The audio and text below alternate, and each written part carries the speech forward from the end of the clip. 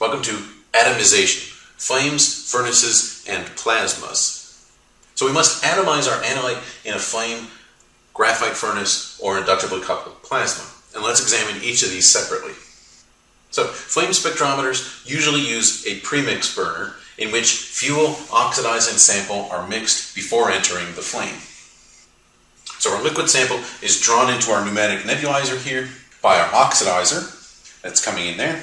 This is generally air, as it flows quickly past the tip of our capillary here. The liquid then breaks up into a fine mist as it leaves the capillary, and our mist breaks up into even smaller particles upon hitting a glass bead there that's in front of our capillary, and this formation of small particles is called nebulization. And when these fine particles are suspended in a gas, then they create an aerosol. So in here we have an aerosol, and now our mixture of fuel that's been brought in here, oxidizer, and sample flows past some baffles here that promote further mixing and block the large droplets from going into the flame. These large droplets collect at the bottom of the spray chamber and flow out the drain here, and only about 5% of our sample actually reaches the flame. The rest is drained out the bottom. Most commonly, acetylene and air are used in our flame, which produce a flame temperature of 2400 to 2700 Kelvin.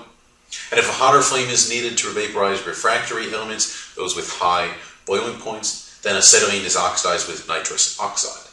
So the hottest part of a flame is the tip of the inner blue cone. So we've got our burner head here. We've got a preheating region there that's in that dark blue, that inner blue cone. We've got an interconal layer, and out here we've got our outer blue cone. And the hottest part of the flame is right there at the tip of that inner blue cone. So now let's turn to furnaces. A graphite furnace that is shown here is electrically heated and is more sensitive than a flame and requires less sample.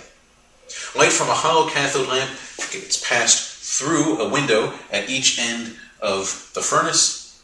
So light from the hollow cathode lamp goes passing through the vapor inside the furnace and goes to our detector. And in order to keep our graphite from oxidizing, argon has to be passed over the furnace. Now in a flame spectrometer, the residence time, this is the time that the analyte spends in the optical path, is under a second. But in a graphite furnace, the residence time is a few seconds. And this means that the graphite furnace is more sensitive. So now let's turn to inductively coupled plasmas.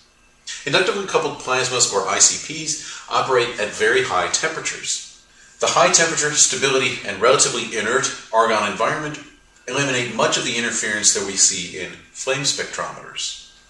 And this means that inductively coupled plasma atomic emission has largely replaced flame atomic absorption, except in teaching labs.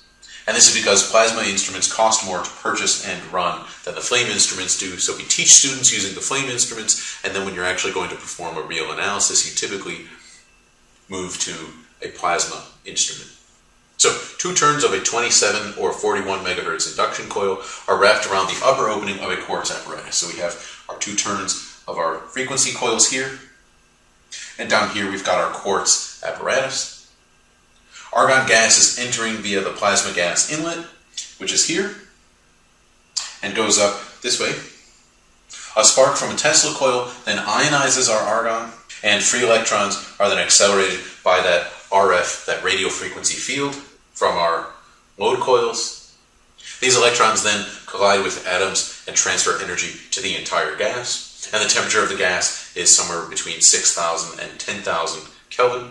Because the temperature is so high, then our quartz has to be cooled with an argon coolant gas. So the lower detection limit can be decreased by an order of magnitude using an ultrasonic nebulizer. So the sample solution is sprayed onto a piezoelectric crystal that we have down here. So we've got our sample inlet that's being sprayed on our piezoelectric crystal that's in blue here. That piezoelectric crystal vibrates at a frequency of 1 megahertz. And these oscillations of our crystal then create an aerosol of very fine sample particles here. And those fine particles are carried down a heated tube by flowing argon, and the solvent evaporates. The solvent is then condensed in this portion here in a refrigerated region and is discarded as it goes out the drain. Remaining solvent is removed from the stream via a membrane desolvator up here, and the stream now is an aerosol of argon and solid analyte that goes up to our plasma. And this removal of solvent is done so that none of the plasma energy is needed to evaporate our solvent, which leaves more energy to atomize our analyte. Furthermore, a greater fraction of sample reaches the plasma than with a conventional nebulizer. So sensitivity can be increased even further by observing emission along the axis of our plasma instead of across the diameter. And then we can increase the sensitivity even further by using a mass spectrometer as a detector as well. So that was atomization in flames, furnaces, and plasmas.